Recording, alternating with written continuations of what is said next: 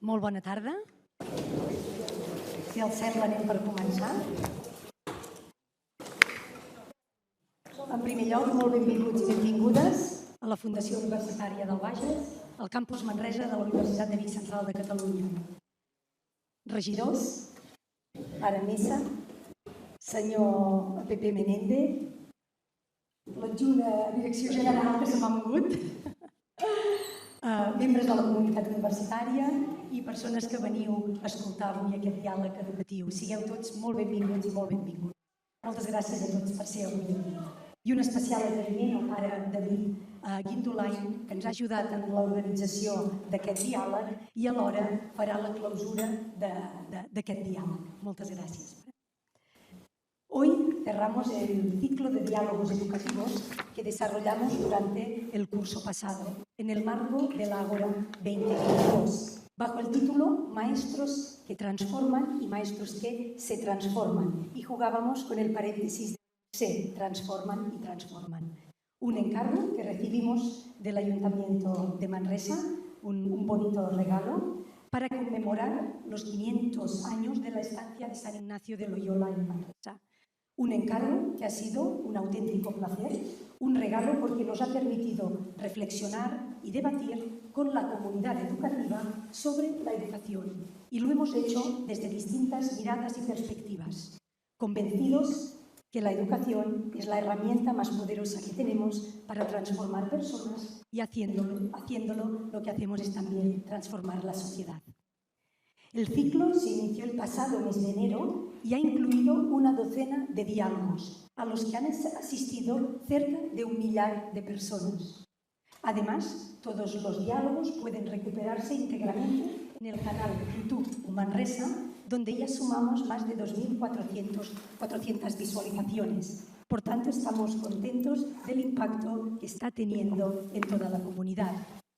Los diferentes diálogos con personas muy expertas en distintos ámbitos nos han permitido tener una visión completa de la educación desde distintos ámbitos. Hemos podido hablar de temas tan variados como lengua, sociedad y escuela.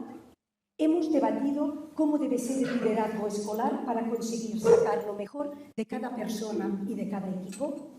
Hemos puesto de relieve la importancia de cómo tratar las religiones o la espiritualidad en la escuela para que facilite la convivencia y la integración de diferentes entidades.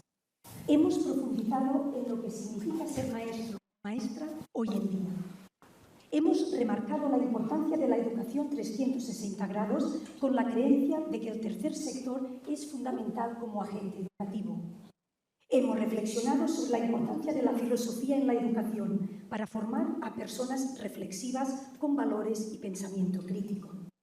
Hemos hablado de la belleza de la vida, de la importancia de aprender a maravillarnos de las pequeñas cosas y llenar de sentido nuestra vida. Hemos constatado la importancia de los vínculos de la escuela con entidades culturales del territorio. Hemos tenido la mirada de sociólogos referentes para comprender mejor el rol que tiene la escuela en la sociedad actual y los grandes retos que se nos plantean.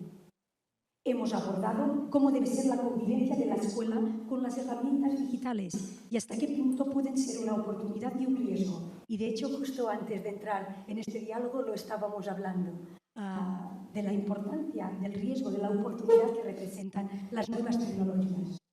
Y hemos conocido experiencias internacionales, como la que nos aportaron desde el Ministerio de Educación de Portugal junto con sus docentes, o la innovación en las High-Tech High Graduate School of Education, lideradas por el Dr. Caleb Rashad en Estados Unidos y en distintos países del mundo. Después de haber sumado todas estas miradas, perspectivas, algunas contrapuestas, otras complementarias, hoy celebramos el último diálogo y lo hacemos retomando el motivo que originó esta celebración, San Ignacio de Loyola. Tenemos el gran honor de contar en este diálogo con las personas más referentes, las personas más adecuadas en este ámbito. El padre José Alberto Mesa, máximo responsable de educación de los jesuitas a nivel mundial, secretario internacional de educación de la Compañía de Jesús y profesor invitado en la Loyola University of Chicago en las áreas de filosofía de la educación y pedagogía ignaciana. y con el señor Pepe Menéndez, exdirectivo de Jesuitas de Educación, profesor con una larga experiencia en secundaria y con una importante trayectoria como asesor internacional de educación, que le ha llevado a promover y desarrollar modelos de transformación de la educación, políticas educativas, programas directivos, asesoramiento a gobiernos e instituciones de España, Portugal y América Latina. Creo que no podríamos tener mejores personas hoy para terminar este ciclo de conferencias. Ambos reflexionarán sobre la influencia de la pedagogía de los jesuitas en la creación de los sistemas educativos en todo el mundo y valorarán la vigencia de esta pedagogía 500 años después de la estancia de San Ignacio de Loyola en Manresa. Será especialmente interesante analizar el papel de la pedagogía ignaciana en un momento de cambios pedagógicos y políticos en todo el mundo y de cómo dar respuesta a los retos actuales que tenemos. Una mirada, por tanto, de presente y de futuro, desde el conocimiento profundo de la tradición. Una manera magnífica de cerrar el círculo de diálogos. Muchas gracias por aceptar nuestra invitación. Es un enorme placer. Ustedes, muchas gracias.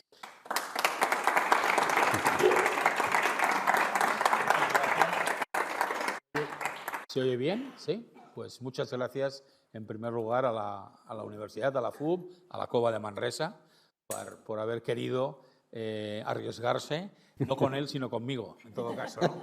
Porque en todo caso él sí que es la referencia más importante, ¿no? Bueno, cuando preparábamos también este diálogo, yo le decía a José Alberto, ¿no? Digo, bueno, aquí tendremos un poco mixtura, ¿no? O sea, gente que conoce mucho el lenguaje, ¿no? de la pedagogía ignaciana, de los jesuitas, pero habrá personas, claro, pues que no lo conozcan tanto, ¿no? O sea que tenemos que hacer el difícil equilibrio de movernos entre las dos, digamos, de las dos visiones o entre las dos puntos de partida. Lo que sí que decíamos es que nuestra intención no es hacer un diálogo académico, sino un diálogo en el que sobre todo se mezcle lo que sabemos, pero con lo que hemos vivido, con nuestra propia experiencia, ¿no? Hemos o estamos, también puede, lo que estamos viviendo, ¿no?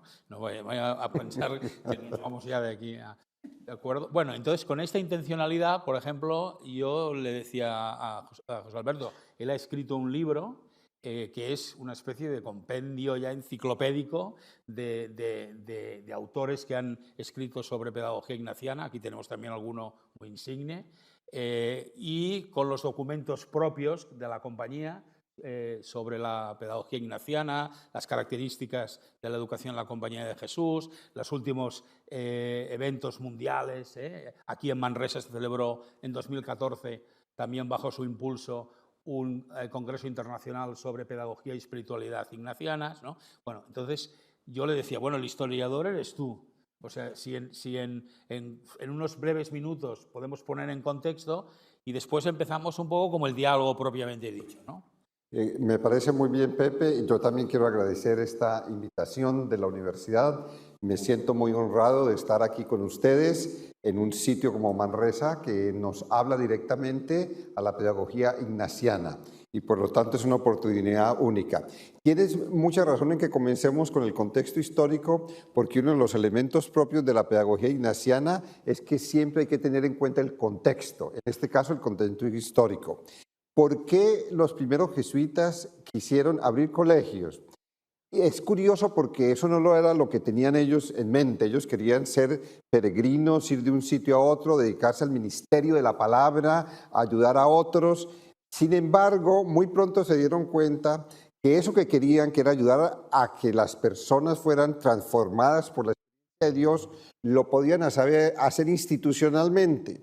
Y entonces dijeron, hombre, a través de la educación, un poco al principio a regañadientes, después con mucho entusiasmo, dijeron, hombre, a través de la educación se puede hacer eso que nosotros queremos, y es que otros experimenten esa transformación profunda que vivió San Ignacio también aquí en Manresa.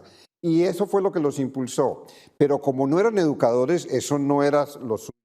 Se fueron, como diría el padre Gabriel Codina, al supermercado de la educación, a ver qué había allá para poder encontrar elementos que les ayudaran. Y en el supermercado de la educación de la época había una gran controversia que de alguna manera ya había comenzado con los griegos. ¿Qué es educar? Debemos educar la mente, que era un poco lo que hacían las universidades, humanidades, y había la otra tendencia que era el humanismo de la época, sobre todo el humanismo italiano, que decía, no, lo importante de la educación es educar el carácter, que las personas puedan entender su vida como un servicio a la comunidad. Y en esa controversia los jesuitas dijeron, hagamos los dos. Tratemos de hacer una educación que le apueste a una formación de la mente, pero que sea al servicio de la comunidad y que sea una educación del carácter. Lo importante es que las personas adquieran a través del proceso educativo unas cualidades humanas, unas cualidades éticas, unas cualidades espirituales que les ayude a ser personas y a transformar la sociedad para mejor. Y eso fue lo que poco a poco los fue llevando. Los jesuitas siempre fueron en educación, como en otras áreas, muy pragmáticos. No esperaron a que tuvieran una teoría clara en la educación para abrir colegios. Yo siempre pongo ese ejemplo porque tenemos en nuestra sociedad el peligro de esa tradición cartesiana de que mientras no tengamos ideas claras y distintas no podemos hacer nada. Los jesuitas no hicieron eso. Cuando abrieron el primer colegio en 1548 en Messina, el primer colegio para externos, ellos tenían unas ideas, querían brindar la transformación que habían sentido en su interior, pero todavía estaban experimentando.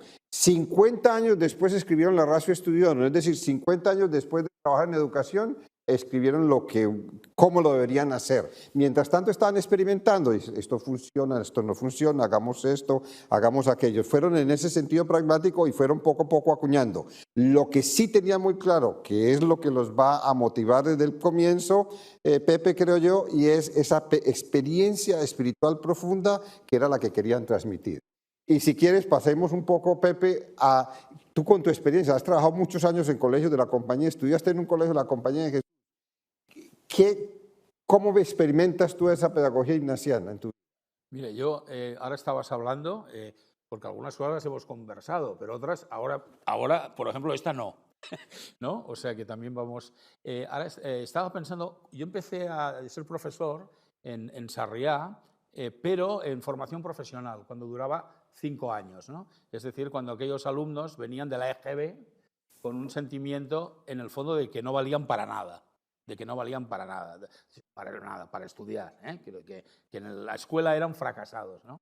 Y yo, que había estudiado periodismo y que enseñaba literatura y enseñaba historia en la escuela, me di cuenta de algo que luego soy capaz de formular como de una conclusión típicamente de la pedagogía ignaciana, que era, ¿pero cómo van a aprender algo si en realidad no están ni tranquilos ni en paz consigo mismos? Ni siquiera son capaces de creer que valen para algo, que tienen capacidades, ¿no? Y me di cuenta que en realidad lo que tenía que hacer era pensar que el conocimiento en realidad solo era una excusa para entenderse a ellos mejor. La literatura y la historia en este sentido son áreas de conocimiento ideales, ¿no? Para conocerse mejor, para entender que sí que valían para hacer cosas, que tenían talentos, a pesar de que el sistema realmente había diseñado una formación profesional que era como una especie de bachillerato reducido, como rebajado, quiero decir, ¿no? Que era un error estratégico. Pero entonces a mí me vino una de las primeras cosas que luego en los documentos sale, ¿no? Que es, bueno, ayudar en la pedagogía. Al final, ayudar a la persona a que desarrolle su proyecto de vida. Ayudar a la persona, venga de donde venga, por así decirlo, tenga la situación de partida que tenga, a poder colaborar en ese proyecto que en términos religiosos muchas veces creyentes decimos el proyecto de Dios, entendido como aquello que me lleva a ser mejor persona, no como aquello que otro quiere. A mí me pareció que eso, luego lo aprendí también con los ejercicios, que era, en realidad, yo no tenía que ser algo que alguien había diseñado, sino yo tenía que ser yo mismo y tenía que ayudar a los alumnos a ser ellos mismos, pero eso sí, con referentes más de hechos que no de palabras, ¿no? Ayudar, me parece a mí que luego incluso lo podemos relacionar con la cura personalis, ¿no? Sí. Pero ayudar sería un primer elemento, ¿no?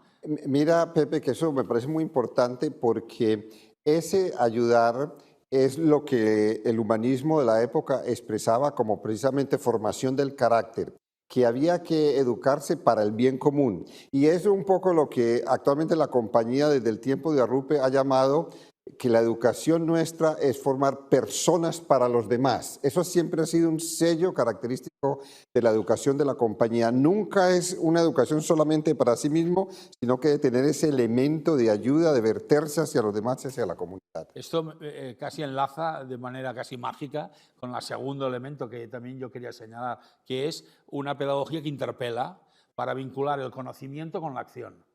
Eso es algo que al cabo de unos años acabas aprendiendo en la filosofía, ¿no?, de la educación jesuita, ¿no?, que es el conocimiento en sí mismo no es para acumularlo, no es para saber más, no es para incluso estar más satisfecho de uno mismo porque sabe más cosas, sino porque está vinculado a la acción, ¿no?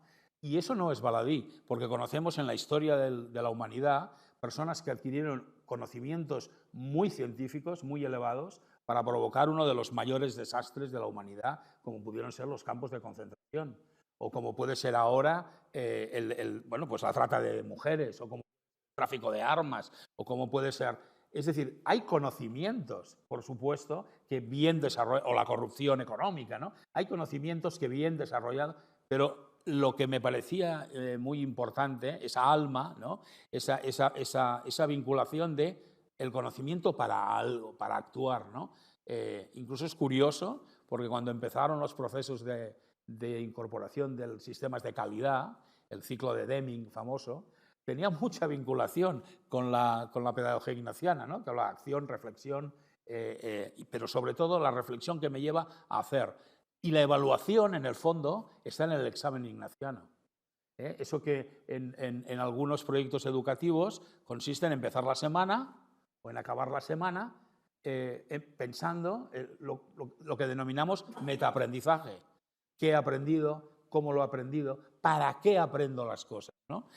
Y luego la tercera idea que me parece más potente... Permíteme, Pepe, porque ahora que tú hablas de eso, que también es una característica fundamental de la educación de la compañía, cómo lo que conozco y el conocimiento afecta a los demás.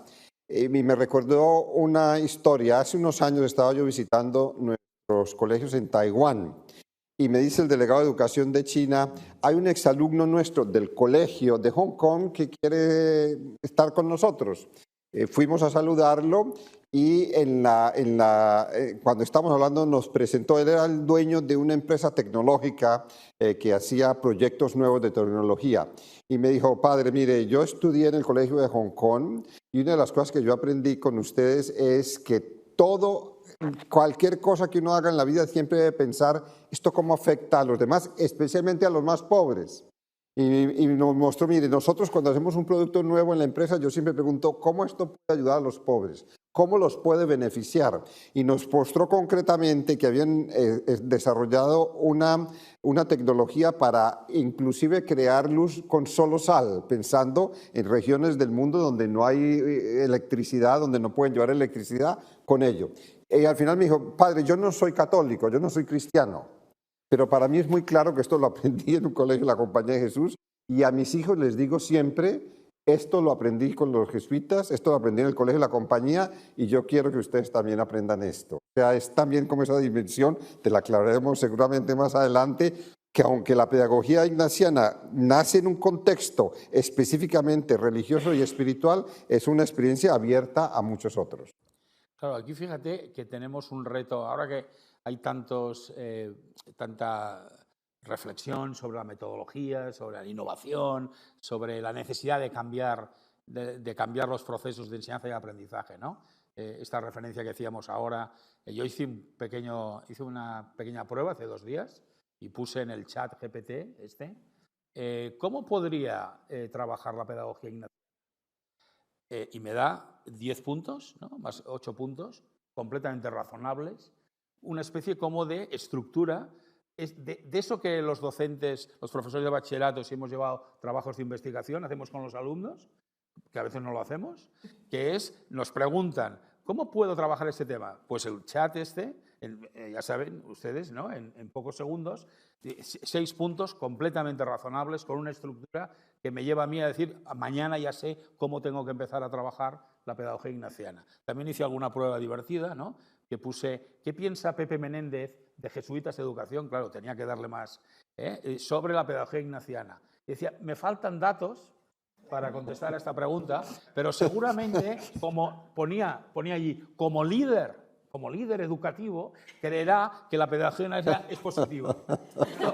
O sea, y alguna cosa más, ¿no? Pero fíjense que es una tecnología que incluso empatiza con el que pregunta, ¿no? Que a veces los docentes no somos así, ¿no? Pero yo el último elemento que sí que quería señalar es la personalización. Yo creo que si hay un sentido que tiene la pedagogía ignaciana es la personalización, porque luego, como decías, comentaremos, ¿no? También la influencia de los ejercicios, pero si yo pongo a la persona en el centro, tengo que pensar qué es lo que le pasa, ¿no? Y si pongo a la persona en el centro para acompañarla y no en el sentido de decirle lo que tiene que hacer, sino en el sentido de poder ser un buen referente, tengo que saber quién es. Fíjense, a raíz de la pandemia, yo hice un asesoramiento para el Ministerio de Educación argentino a través de un programa Eurosocial que consistía en la vuelta de los adolescentes a las escuelas públicas de sectores vulnerables de Argentina, ¿no? Y una conclusión que luego he visto en otros países y que en España se puede aplicar es que, fíjense, durante la pandemia, con las escuelas cerradas y la conexión virtual, muchos docentes conocieron mejor a las familias, supieron mejor cómo vivían, supieron más qué es lo que le pasaba a aquellos estudiantes. Y algunos docentes de esas escuelas decían, ahora tenemos miedo, primero, de que no vuelvan, y segundo, de que al volver perdamos precisamente algo que es que los vamos a conocer menos, porque van a llegar, los vamos a meter en clase, vamos a empezar a explicar, vamos a empezar a poner exámenes y nos van a olvidar de quién son, ¿no? Y entonces, bueno, yo siempre se puede ir haciendo propaganda por ahí, ¿no? Les dije, bueno, yo aprendí en experiencia de jesuitas, ¿no? Que es importantísimo el contexto, que es importante conocer a la persona. Es verdad que a veces no pasa, también podemos decirlo, a veces no pasa, pero este centro de la persona a mí me parece muy, muy importante, ¿no? Y nos vincula a los ejercicios, ¿no? Sin duda es uno de los rasgos característicos de la educación de la compañía y es una pedagogía activa que pone al estudiante, al educando en el centro. Y eso es muy importante porque mucha gente cree históricamente que la pedagogía activa comenzó con Rousseau o alrededor de esos siglos, pero no es cierto. Los jesuitas tenían esa concepción que, como tú dices, venía de los ejercicios espirituales y de saber que el educando, el profesor lo que hace es acompañar activamente, lo diremos después, pero poner al educando en el centro como protagonista de su aprendizaje es propio de nuestra pedagogía. Es verdad que a veces no lo logramos y que históricamente a veces nos han criticado porque no lo logramos, pero ciertamente es parte de nuestro bagaje, parte de nuestra herencia pedagógica que hoy se vuelve muy relevante porque hoy más que nunca la pedagogía nos muestra que si el alumno no se convierte en el protagonista y no es capaz de integrar aquella información que está recibiendo, aquellos conocimientos y esa experiencia que está tomando en el aula y en el contexto, pues realmente no aprende.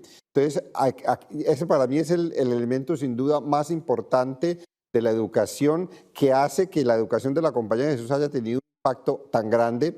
Y yo lo sigo viendo en nuestros estudiantes hoy, que realmente para ellos eso es muy importante. Todo lo que hicieron aquí, que están haciendo en los colegios jesuitas de Cataluña, es una muestra apostarle a la educación activa dentro de nuestra tradición, porque la educación activa, como toda educación, también ha ido evolucionando. Hoy conocemos mejor cómo funciona el cerebro, hoy conocemos mejor cómo funcionan muchas cosas, cómo se puede acompañar, lo que tú estabas, el ejemplo de la inteligencia artificial, cómo puede ayudar y cómo la podemos vincular. Más que verla como un enemigo, hay que ver cómo nos ayuda a lo nuestro y hay que ver cómo se pueden prevenir algunas dificultades o beneficios no muy buenos que pueda traer.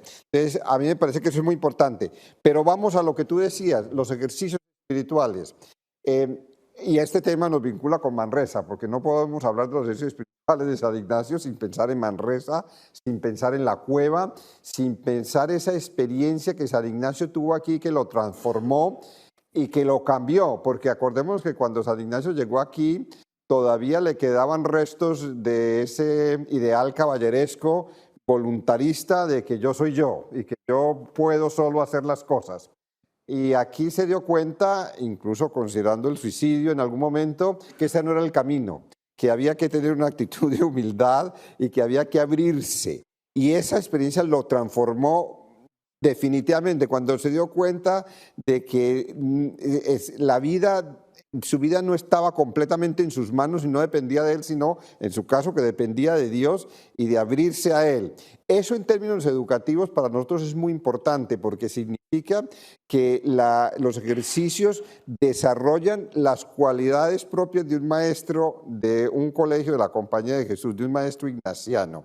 Y es a saber acompañar, es el arte de acompañar, eso es lo que es un educador, el arte de acompañar, es un acompañamiento activo, porque en los ejercicios espirituales no solamente el acompañante espiritual escucha, sino que también hace un reflejo a la persona, al estudiante, le indica posibles peligros, le indica cosas que le pueden ayudar, porque tiene ya una experiencia caminada, y eso es lo que San Ignacio ve en un educador, que tenga esa experiencia ya apropiada para que pueda ayudar a otros y que sea capaz de interpretar los signos que muestran los estudiantes.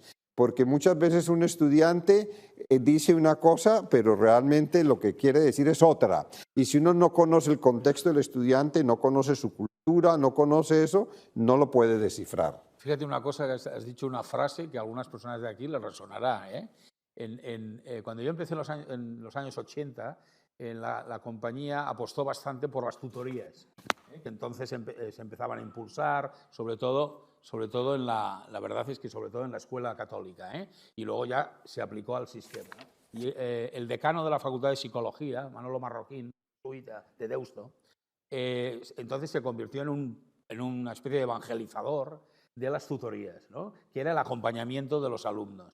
Y nos decía, porque eran cosas muy prácticas, nos decía, no hay que hablar de las notas, no hay que hablar de lo estrictamente académico, hay que conseguir que hable de lo que él quiere, pero que de entrada no te lo dice, sino que incluso a la época de sacar la mesa de en medio para charlar con alguien, él decía aquello de cuando te dices que estoy preocupado por algo, y entonces tú te decía, no te lances a darle consejos, sino empieza a repetir lo que él ha dicho. Así que estás preocupado por algo, ¿no? Y entonces era una manera de que cogiera como oxígeno y acabara diciéndote lo que de verdad quería, ¿no? Yo aprendí muchísimo, entonces eran mis primeros años también de tutor, ¿no? Aprendí muchísimo de algo que a veces a mí también me cuesta, que es no lanzarme a resolverle el problema al alumno, ¿no? Te dice algo y tú que le quieres resolver el problema. No, el problema se lo tiene que resolver él, ¿no? Y ese acompañamiento la verdad es que es precioso, ¿no? Aquí tengo porque aquí hay un jesuita, ¿no? Que tú también conoces, José María Rambla, ¿no? Que es una referencia para muchos de nosotros, ¿no? Que decía, acompañar no es enseñar o instruir, es estar al lado de la persona para que ella ande su propio camino y aprenda a andar por su cuenta. Qué difícil es esto para un educador, ¿no? Qué difícil es, pero es el espíritu de los ejercicios, ¿no?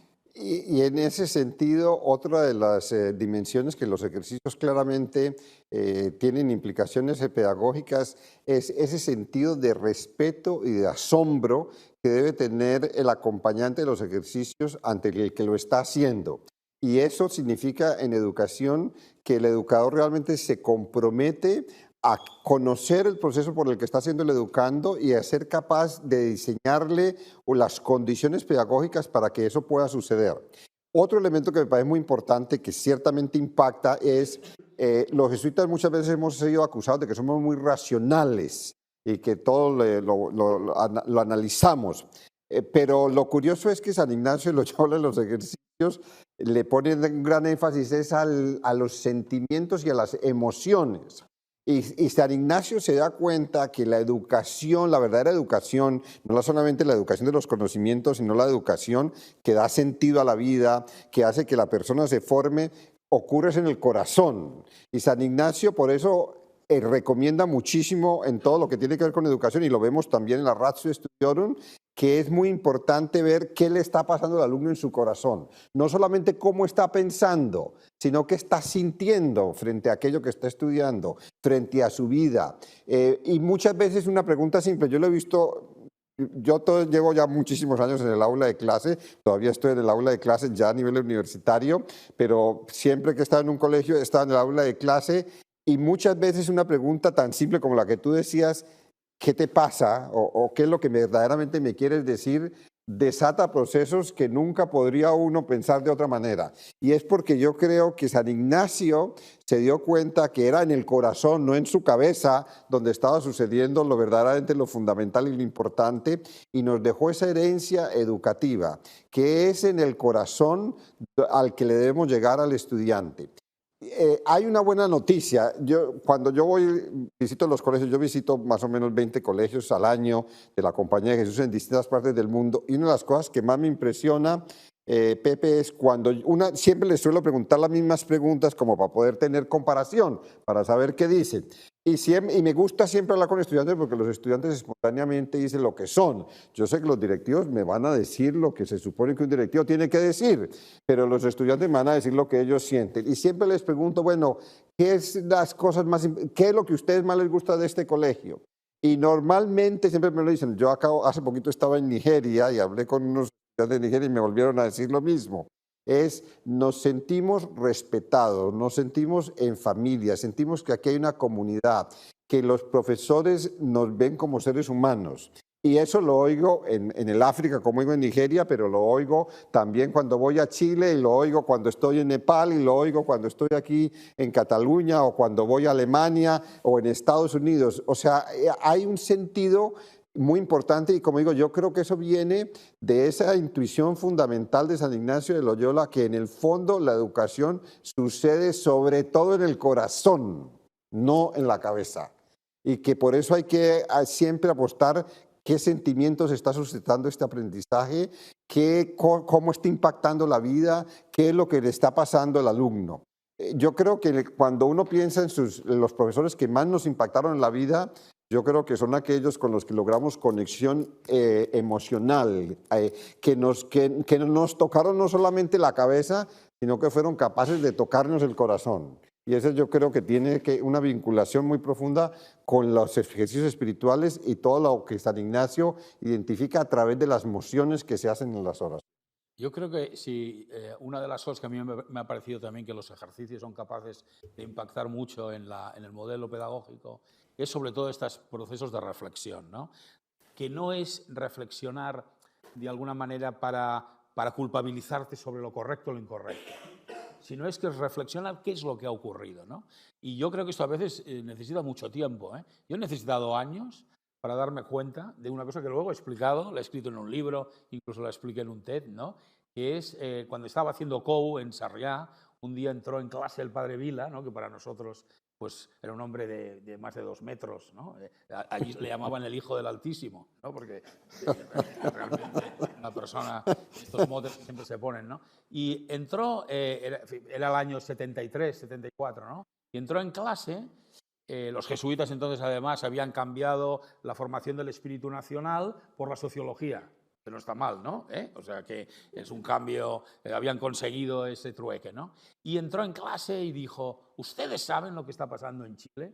Justo había sido el golpe de Estado, que había derrocado a Allende, y algunos de mis compañeros, bueno, yo sabía que había pasado algo, tengo que decir que yo sabía que había pasado algo, algunos no sabían nada, pero él nos dijo, ¿no se animarían ustedes a algunos a prepararlo un poco y venir a clase y explicarlo?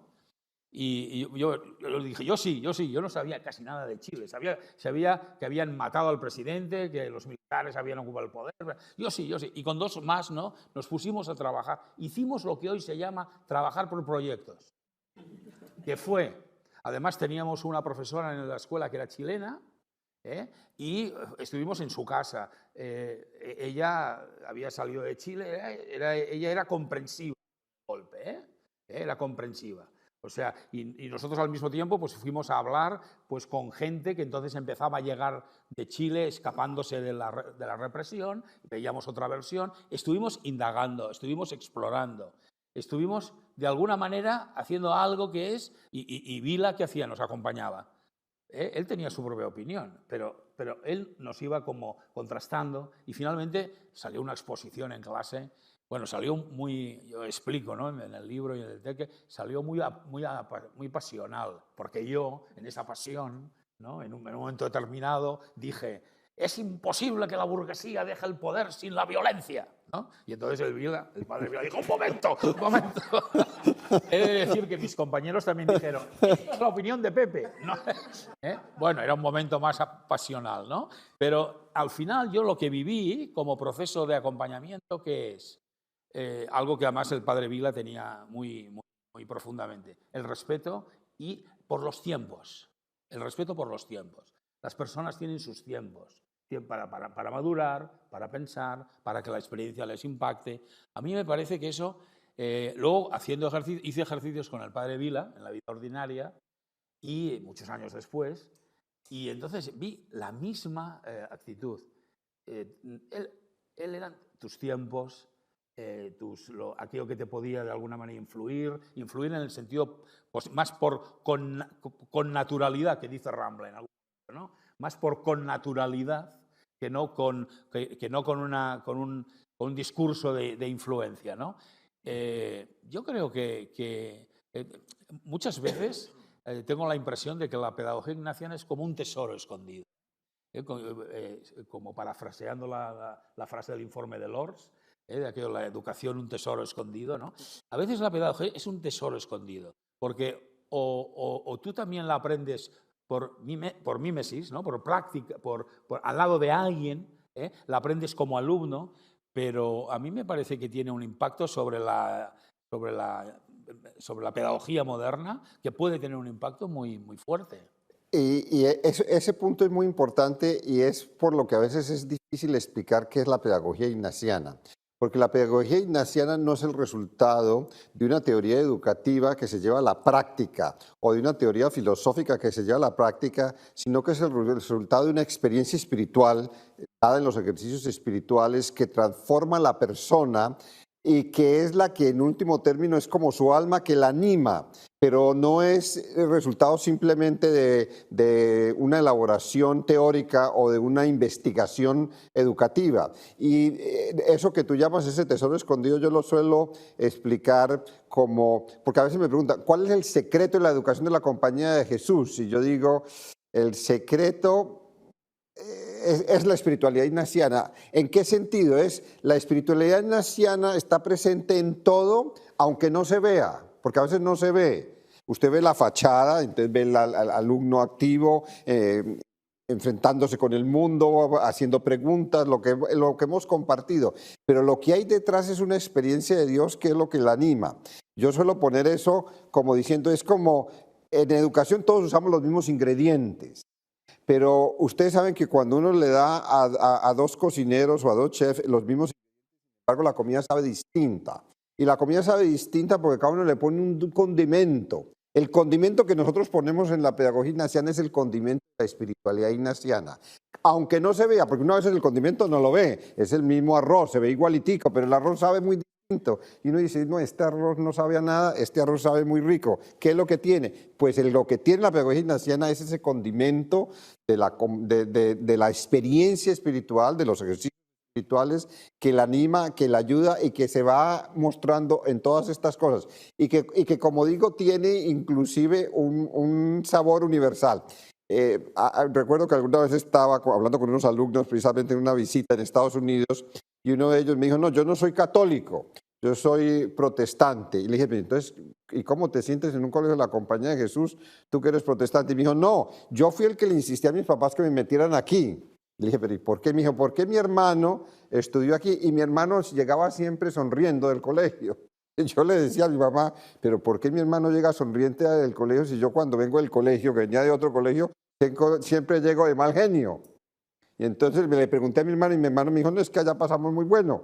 Entonces él me dijo, yo era niño, le dije a mis papás, cuando yo tenga ya la edad, porque este es un high school, yo quiero volver a entrar al colegio. Y me dijo, entré al colegio y me di cuenta que sí, que aquí me descubría como familia, que aquí incluso esto me llevó a vivir más profundamente mi fe protestante y ahora soy más activo en la iglesia protestante que lo que yo era antes. Entonces, y es ese ingrediente que, como digo, a veces no se ve, pero está presente y debería estar presente porque si no, se convierte simplemente en una fachada. La pedagogía ignaciana no son una receta de muchas pequeños consejos, sino que es un espíritu que se va plasmando en muchas cosas particulares.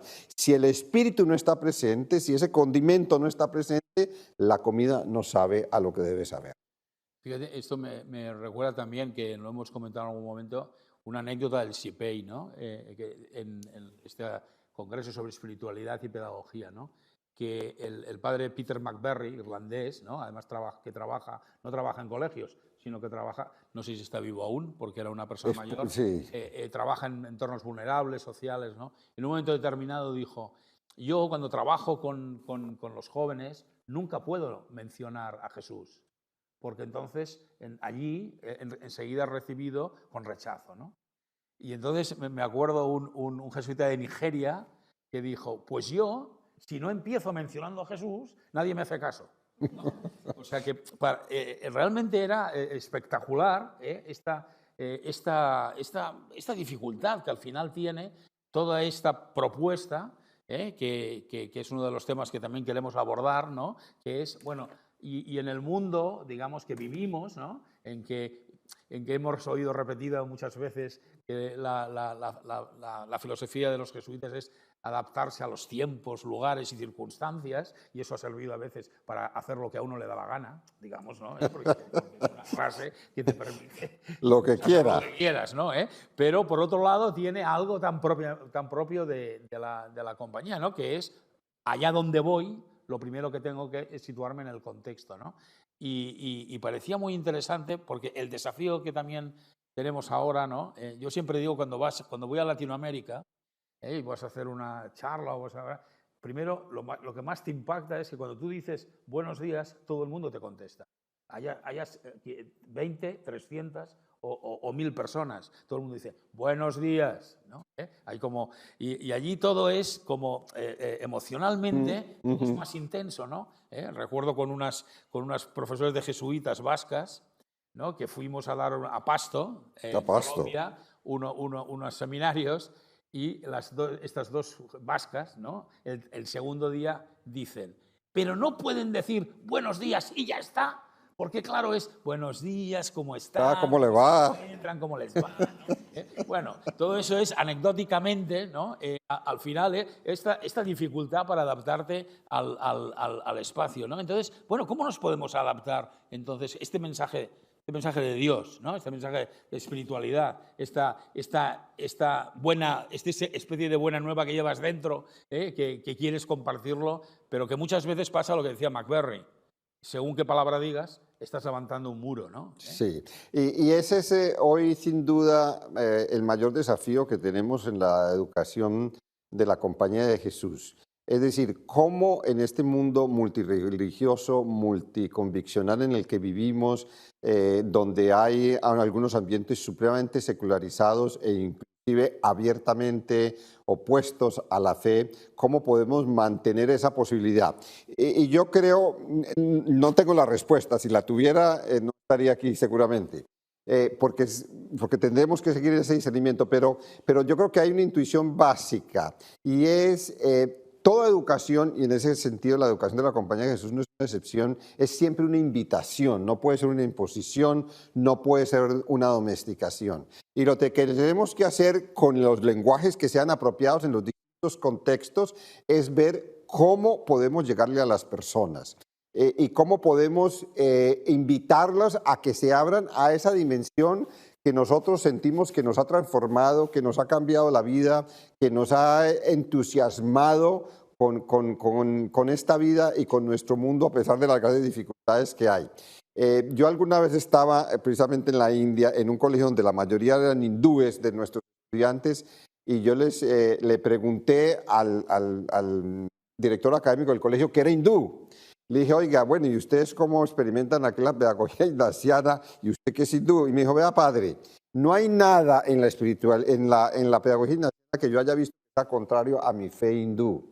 Así que yo no tengo ningún reparo en trabajar con la pedagogía ignaciana, y muchos de nuestros estudiantes, que son, la mayoría son hindúes en este colegio, realmente sienten lo mismo y están supremamente agradecidos. E inclusive muchas veces las familias hindúes buscan en los colegios la compañía porque aunque no sea hindú, sienten que les ayuda a profundizar su fe y que les da unos valores fundamentales para el camino de la vida.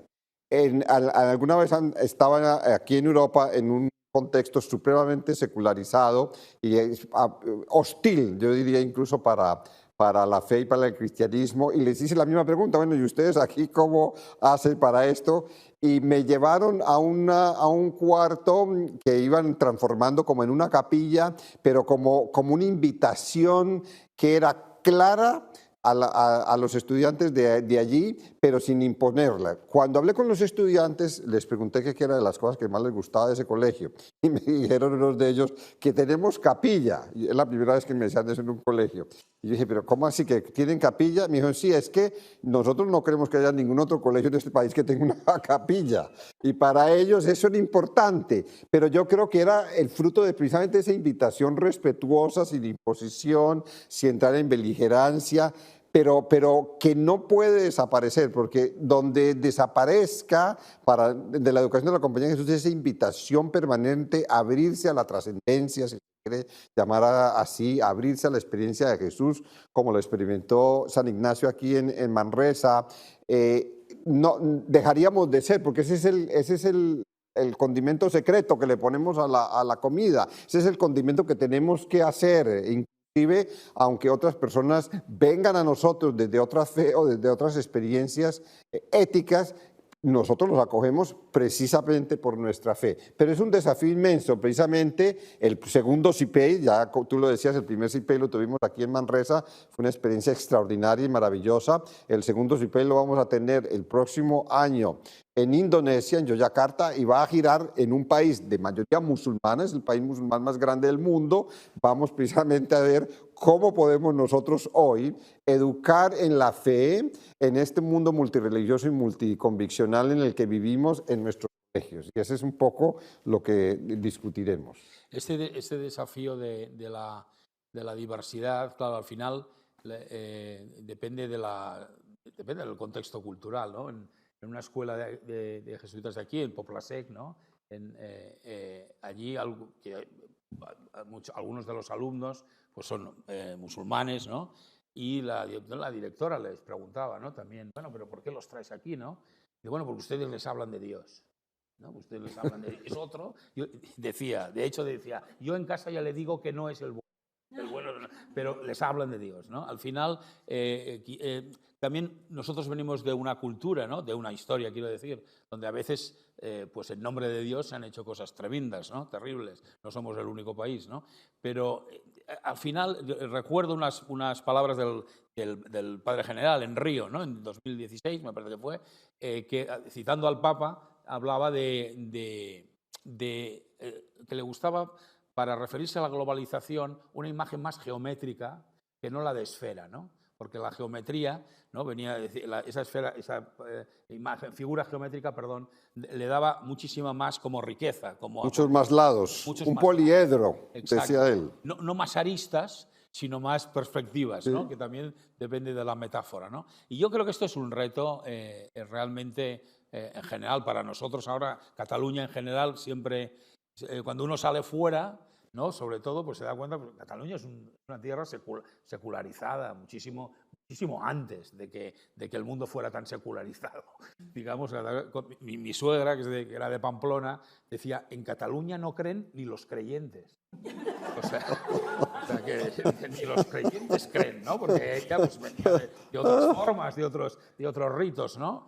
Y entonces aquí, claro, uno bueno, claro, en el fondo es aquí el terreno de evangelización, digamos, en el sentido, lo digo más abierto, más positivo, no en el sentido colonialista, por ejemplo, ¿no? Sino en el sentido más de mensaje, ¿no? Y entonces, pero los buenos mensajes, la percepción que tienes es se transmiten por la vía de los hechos, por la vía del ejemplo, ¿no? Al final todos nos acordamos de lo que nuestros profesores, bueno, ya no hablemos de los padres, ¿no? De los padres, nuestros padres, nuestras madres, de lo que hacían, no de lo que decían, sino de lo que efectivamente hacían, ¿no? E incluso a veces algún profesor más brusco que teníamos, ¿no? De formas más a lo mejor bruscas, pero que su capacidad de relación, su manera de hacer las cosas, lo que estaba haciendo era lo que nos empujaba a tener como referencia, ¿no? Yo creo que eso siempre se ha dicho de la enseñanza, ¿no? Cuántas personas nos hemos sentido atraídas por cómo un profesor nos ha levantado la pasión por un tema, ¿no? Pero si uno piensa... yo empecé siendo director en una escuela donde el Pepi Tuarte, el jesuita, en realidad tocaba el acordeón en la iglesia, se iba a hablar con el presidente de la Generalitat, con unos empresarios, y luego tenía una persona durmiendo en el suelo al lado de su cama para que no tomara más droga. Y lo tenía en la cama allí, en la comunidad, en el piso de la comunidad de Jesús, al lado, ¿no? Claro, pero eso sí que es un referente, ¿no? Pero las cosas que decía, no era un hombre de grandes palabras, de grandes discursos, le gustaba mucho comer, esto sí, ¿no? Disfrutaba mucho con la comida, pero era una persona de hechos abrumadores, de un empuje, y al final piensas, bueno, no, claro, cuando fui allí les dije, yo no soy jesuita, primero, ¿no? Yo estoy casado, tengo 3 hijos, ¿no? Yo no me voy a tocar el acordeón en la iglesia.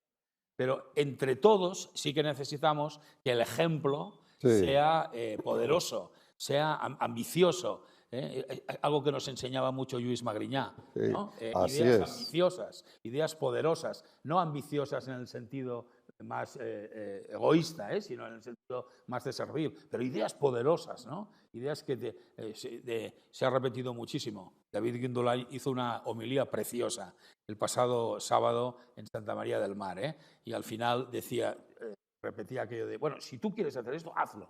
Si quieres, pero algo con propósito, con sentido. Yo creo que la pedagogía ignaciana, los ejercicios, lo que te pueden acompañar es al propósito.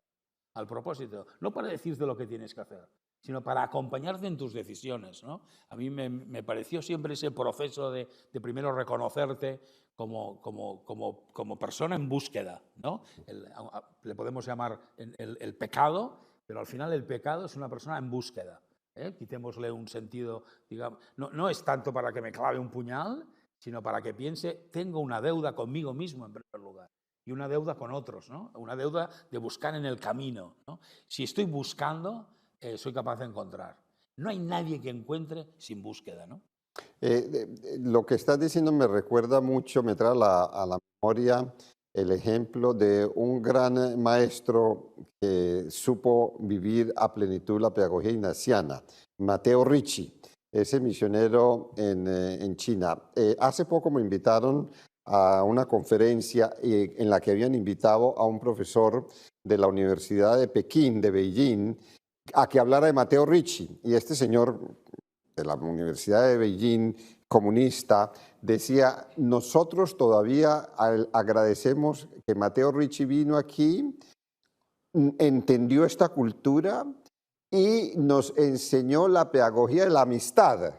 Porque lo que hizo Matteo Ricci él enseñaba astronomía y matemáticas, él no estaba enseñando religión, él no daba clases de teología, él no estaba dando talleres de espiritualidad, pero él, con lo que tú dices, con la manera en cómo realizaba las cosas, en la manera como enseñaba la matemática, como enseñaba la astronomía, la gente fue preguntando algo más y se creó una relación de amistad, y fue a través de esas amistades que él logró realmente entrar en el corazón de China, y hoy, es como usted, profesor, decía, para nosotros hoy en China, Mateo Ricci, ellos nunca dicen, claro, allá en China no dicen que era jesuita ni era sacerdote, pero sí reconocen que es el de los pocos occidentales que fue capaz de llegar aquí y entendernos.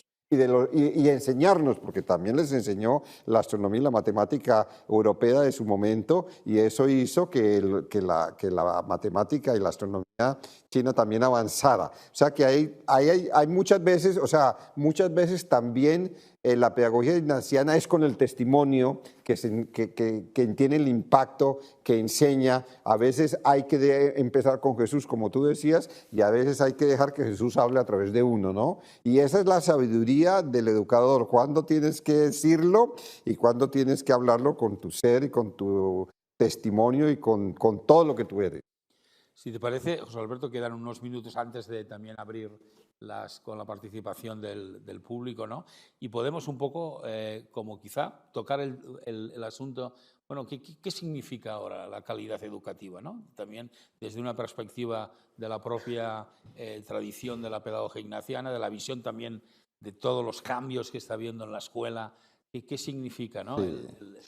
Mira, esa pregunta es muy importante porque estamos en un momento histórico. Cuando los jesuitas empezaron su trabajo educativo, la educación no se concebía como un derecho, como lo entendemos ahora, o como algo necesario, sino como que era algo que podía ayudar. Los jesuitas, de alguna manera, con los procesos pedagógicos que desataron, llegaron a construir un sistema educativo que no se conocía. Sí había, por supuesto, educación, pero no de esta manera como se había concebido, hasta llegar a lo que hoy tenemos de concebir la educación de calidad como un derecho. Y sin duda que la educación de calidad es un derecho, porque sabemos que en nuestro mundo, si la persona no cuenta con una educación de calidad, no llegará muy lejos, ni en el mundo del trabajo, pero ni sobre todo en el mundo de la vida, que es lo que yo creo que la educación de la compañía y la pedagogía ignaciana insistirán, de que es lo mismo que San Ignacio le solía decir a San Francisco Javier: ¿de qué le sirve al hombre ganarse el mundo entero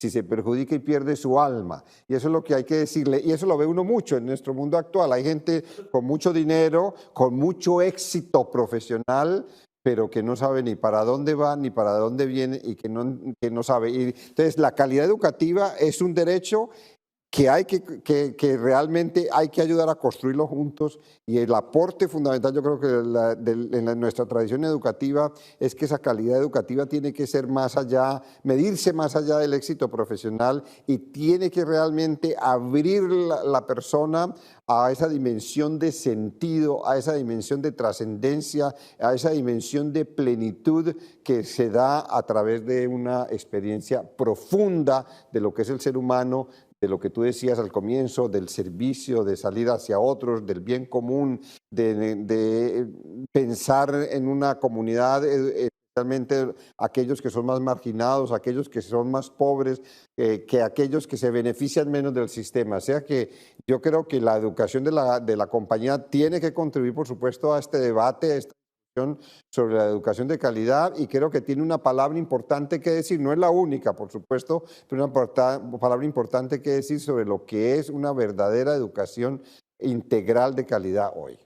El gran desafío es, vivimos en sistemas educativos que miden, ¿no? Miden a través de las pruebas estandarizadas, y al mismo tiempo una institución como los colegios de la compañía dicen, pero nosotros apostamos, pues, esto está formulado aproximadamente en el objetivo de 4 Cs, que se han ido como universalizando como objetivo: la persona competente. Bueno, de hecho, la primera expresión era la persona competente, la persona consciente y la persona comprometida en la compasión. Y de ahí se construyó como 4 Cs. El CIPEI también hicimos una aportación. El CIPEI tuvo mucho que ver. A que esas 4 Cs de alguna manera se convirtieron como en referentes de los objetivos educativos, ya no tanto académicos, sino educativos de la compañía, ¿no?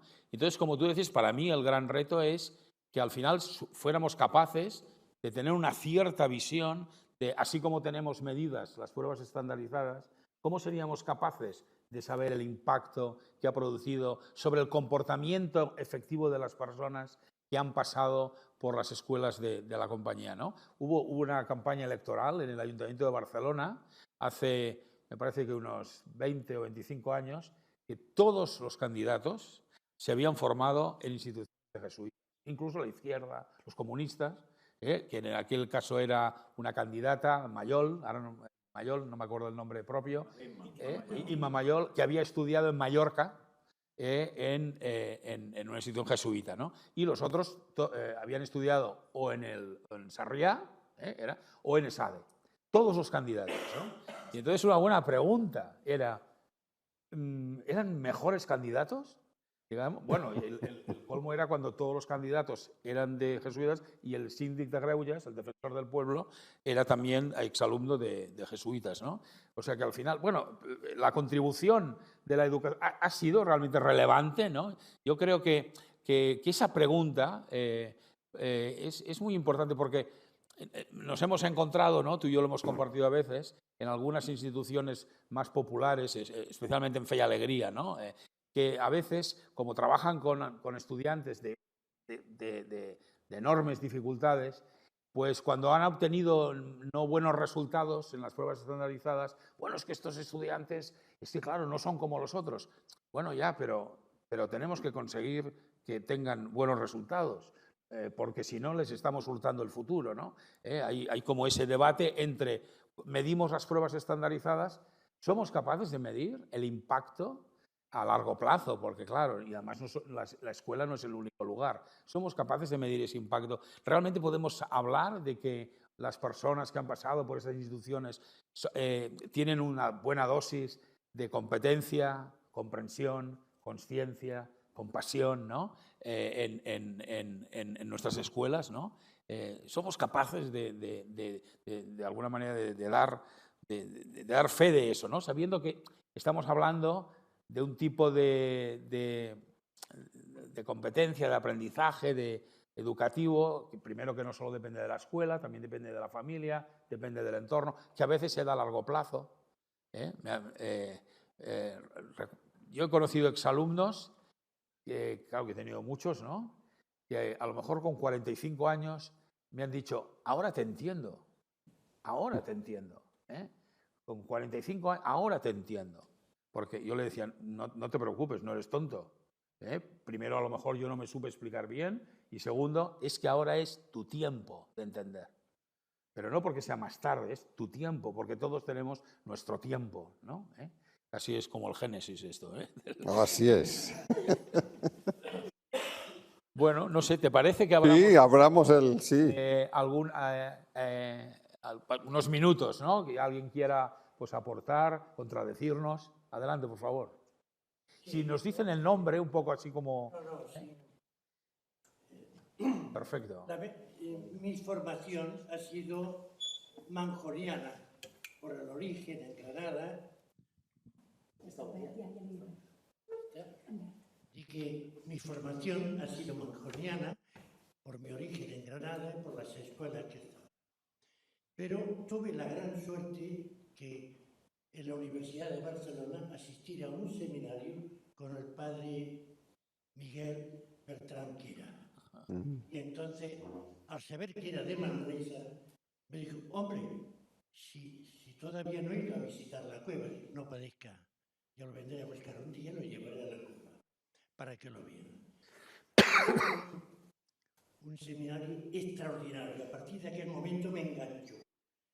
Pero hay una pregunta, porque le dije, ¿cómo es posible que un padre, un jesuita, esté dirigiendo un seminario en psicología? Y me contestó rápidamente, ¿cómo puedes enseñar si no conoces a la persona? A partir de aquel momento nació una amistad y lógicamente ya me empezaba a leer no solamente sus artículos, sino sus libros. Desgraciadamente murió demasiado joven. Pero quiero decir, la importancia que le daba la psicología en los jesuitas. Simplemente para situar, el padre Miguel Bertran Quera fue un pionero en los departamentos de orientación, para situarlo. Adelante, más intervenciones.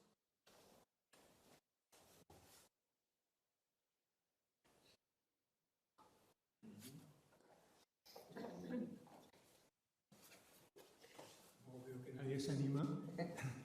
Yo también soy un exalumno, estudié el bachillerato en Sarriá y nada, dos comentarios. El primero es que cuando en el curso de un largo trabajo de hace poco tiempo que yo estaba efectuando descubrí las 4 Cs.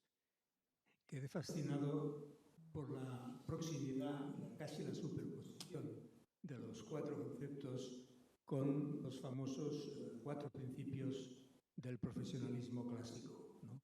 El profesionalismo que viene de Hipócrates, Cicerón, etc. Me pareció una coincidencia muy afortunada que, por supuesto, quedó reflejada en mi trabajo. Esa era una observación. La pregunta es, ¿cómo la vigencia actual de la pedagogía ignaciana se relaciona, cómo lo veis, cómo se relaciona con los derechos humanos, ¿no?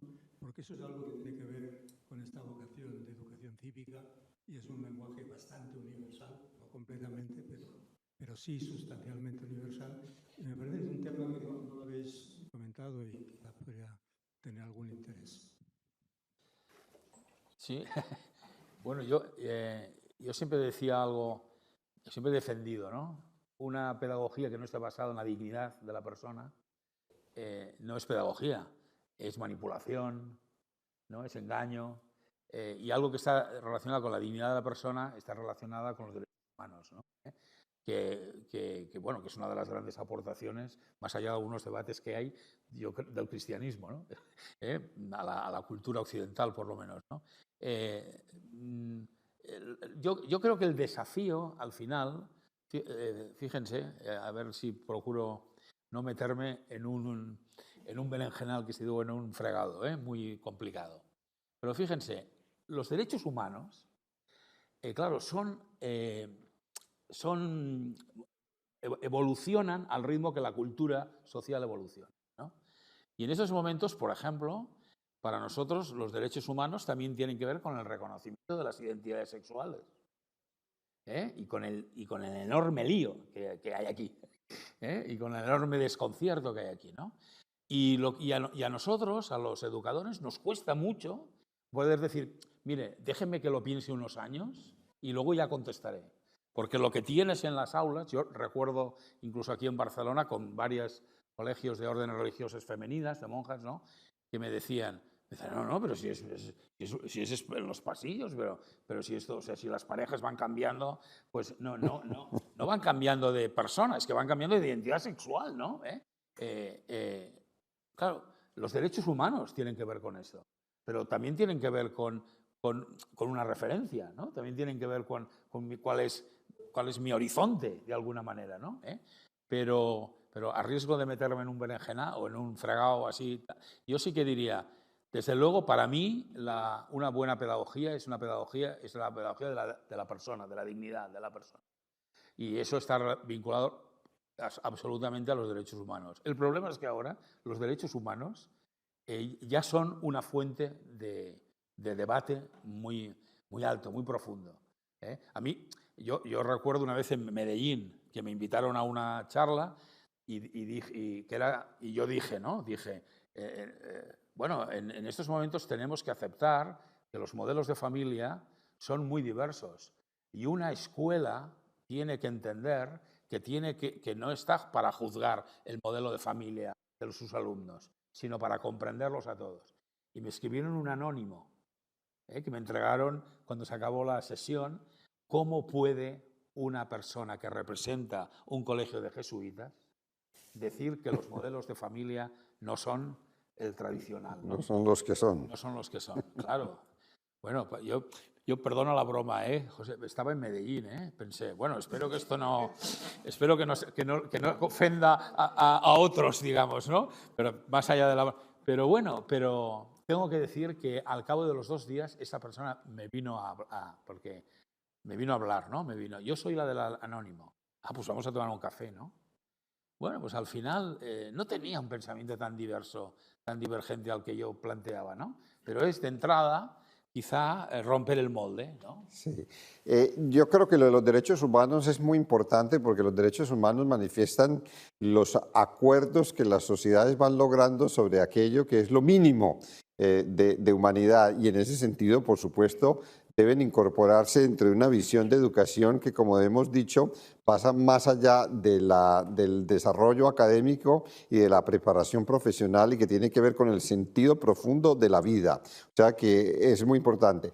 Y yo creo que la pedagogía ignaciana, precisamente enraizada en los ejercicios espirituales, nos presenta posibilidades para navegar esas situaciones sociales, culturales, en las que estamos en búsqueda y estamos en discusión, porque precisamente lo que buscan los ejercicios es ayudarnos a ese proceso de acompañamiento para ir discerniendo en la vida qué es lo que quiere Dios y cómo podemos ir logrando, digamos, en ese sentido, crecer como seres humanos, crecer como seres espirituales, crecer como comunidad, crecer como sociedad. O sea que en ese sentido la pedagogía ignaciana, como tú alguna vez también lo decías ahora, ayuda más porque da muchas preguntas, más que a veces no da la respuesta, porque cómo logramos respuestas definitivas a problemas que apenas estamos empezando como humanidad a discutir, a debatir, y en la que hay posiciones encontradas de personas razonables, porque no es que los malos estén en una posición y los buenos estén en la otra posición, sino que hay personas razonables en muchos lados de estas posiciones. Pero me parece a mí que precisamente la pedagogía ignaciana, con ese estilo de acompañamiento, de respeto, esa posibilidad de asombro, esa posibilidad de parar, reflexionar y profundizar, nos puede orientar precisamente en esas encrucijadas que estamos como sociedades y como mundo. Yoquiñe. Hablabais, ¿no? Me presento, soy Yoquiñe Miranda, directora de Pastoral de la Fundación Jesuitas Educación. Y junto con la dirección pedagógica y con el área pedagógica, una cosa que nos inquieta, ¿no? Hablabais vosotros de la importancia que tiene el conocimiento y el corazón, ¿no? Y dentro de la espiritualidad ignaciana, ¿no? Eso se trabaja porque hay un sujeto sobre el que se puede trabajar, ¿no? Y la reflexión con la que estamos, ¿no? con Minerva en este momento, es que la gran dificultad que tenemos en nuestras nuevas generaciones, en este mundo líquido en el que vivimos, es que no hay sujeto sobre el que construir eso, y que el reto de la educación hoy pasa por ayudar a construir ese sujeto. Entonces, estamos ahí, tú decías antes, ¿no? Que la radio se escribió después, estamos ahí haciendo ensayo-error, ¿no? En ese trabajo conjunto que integra todas las dimensiones del ser humano para ayudar a construir un sujeto que pueda dar respuesta a este mundo líquido. Bueno, ¿cómo intuís vosotros, que viajáis más, que podemos ir avanzando en esa línea? Mira, eso es muy... La afirmación, en la que estamos nosotros. Sí. No, yo creo que tocas un tema muy importante, y yo creo que la pedagogía ignaciana puede ayudar, porque yo creo que la pedagogía ignaciana ayuda a caminar a la intemperie, que fue lo que hizo San Ignacio aquí en Manresa, estar a la intemperie, y ayuda a caminar a la intemperie porque es una pedagogía para que la persona vaya desarrollando una actitud de discernimiento continuo y que, como decía antes, no pierda la posibilidad de asombro. Entonces, ante ese mundo líquido donde ya no hay estrellas en el firmamento que nos puedan orientar, y donde pareciera que no nos queda sino la brújula interior, porque ya no hay otra brújula exterior, curiosamente yo creo que la pedagogía ignaciana tiene mucho que aportar, porque, como digo, a través de esos procesos de discernimiento, a través de esos procesos de descubrimiento interiormente, a través de esos procesos de acompañamiento, la persona puede aprender a ir caminando a la intemperie y a estar siempre como en esa actitud de saber encontrar el norte aun cuando no aparece. Pero aún para la pedagogía ignaciana me parece a mí que históricamente aquí hay un desafío, porque aunque tenemos las condiciones de nuestra espiritualidad para ello, venimos de una época cultural de la humanidad en que nos movíamos con estrellas por todos lados, y claro, la disputa era que usted tiene esta estrella y yo tengo esta otra, entonces yo lo voy a matar porque usted tiene esa estrella y yo tengo esta otra. Pero había estrellas muy claras, pero vivimos en una humanidad que pareciera que ya no hay estrellas como para orientarnos, y por lo tanto tenemos que volver a la brújula interna, pero como digo, curiosamente yo creo que la espiritualidad ignaciana siempre se ha ido desarrollando en esa capacidad de sintonía de una brújula interior que nos ayude en este camino. Sí, yo también creo que, cogiendo el último hilo, ¿no? Teníamos estrellas, pero unos años después descubrimos que las estrellas no eran tan estrellas. O sea, yo creo que también había un momento que la desmitificaron. O sea, fijaros ahora lo que cuesta. Un ejemplo muy claro. Díganle a unas chicas de 15 años que Picasso es un gran pintor. ¿Y qué es lo primero que le van a decir? ¿Picasso? ¿Un abusador? ¿Picasso? Era un hombre absolutamente infiel a su propia mujer, a las parejas. Abusaba de las mujeres que tenía. Picasso. Bueno, vamos a buscar otro ejemplo. Kennedy. John Kennedy. Bueno, dejémosle la vida personal al lado, ¿no? Yo qué sé, Plácido Domingo, ¿no? O sea, el problema de las estrellas es que, como tú has dicho muy bien, nos facilitaba, era un poco como a veces, contra Franco vivíamos mejor, ¿no? Contra Franco vivíamos mejor porque teníamos un enemigo común. Claro, o un amigo, ¿no? O un defensor. Pero claro, yo creo que esta intemperie, esta incertidumbre, Harari, este ensayista judío, Yuval Noah Harari habla mucho de esto, ¿no? O un precioso libro de José Antonio Marina, que es Historia de la deshumanidad, ¿no? Que narra los grandes desastres de la humanidad, pero también los grandes avances de la humanidad, ¿no? Y dice, al final, todo esto es una tarea nuestra, ¿no? Y en ese sentido es donde me parece a mí que nosotros, una cierta perseverancia y convicción en que lo importante de la referencia está en los hechos, ¿no? Yo me acuerdo mucho que le decía a los padres, cuando era tutor de alumnos de segundo de bachillerato, me decían que sus hijos no les hacían caso, ¿no? Y yo les decía, mire, sus hijos a mí solo me hablan de ustedes. O sea, cuando yo hablo con ellos, solo me hablan de lo que usted dice, de lo que usted, el padre, la madre, de sus opiniones, de si les valoran, si no les valoran, y tanto que les hacen caso. Ahora, no exijan que encima les rindan pleitesía, que encima digan, ¿cuánta razón tienes, papá? ¿Cuánta razón tienes con 17 o 18 años? Por Dios, es una humillación, digamos, ¿no?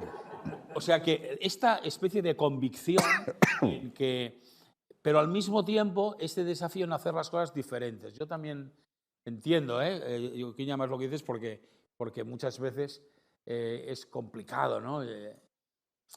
Conozco una buena psicóloga argentina, Connie Orbaiz, que es una mujer, si ustedes buscan en Google, es una mujer que nació con parálisis cerebral, ¿no? Por un problema en el parto. Habla con dificultad, se mueve y es psicóloga, ¿no? Y siempre dice una cosa, ¿no? Dice, solo se puede construir desde lo que hay, desde lo que se puede, porque desde lo que no hay no se puede construir. Pero no lo dice en el sentido como entonces no construiré, sino vamos a fijarnos en lo que hay y desde ahí, ¿no? Y desde ahí intentemos construir. Ya sé que no es una solución, pero sí que a veces es como una convicción, ¿no? Vamos a buscar lo que hay. Y desde ahí vamos a construir, ¿no? Bueno, para concluir, gracias por darme esta última palabra. Quería dar gracias a Ignacio, a Pepe, en primer lugar por haber escogido este formato, porque San Ignacio en Manresa precisamente pasó de la conversión a la conversación. Fueron las Iñigas y la gente de Manresa quien transformaron ese que iba a ser cartujo en un hombre pues devoto para convertir las almas. En segundo lugar, gracias por expresarnos o recordarnos ese tránsito de los ejercicios a la educación y de cómo la educación puede, estamos más bien en ejercicios, pensar en qué medida damos ejercicios para que la gente sean hombres, mujeres para los demás. Eso me queda como pregunta, ¿no? También gracias por recordarnos a los testimonios referentes, esas estrellas, ¿no? Estaba Dios Magriñá, pues junto con él tantas personas. Y agradeceros también porque de alguna forma acabaremos este rato a irnos a casa pensando lo que ha pasado qué ha pasado en nuestro corazón y qué nos llevamos, y seguro que algo nos ha transformado. Muchas gracias a ustedes. Muchas gracias. Muchas gracias.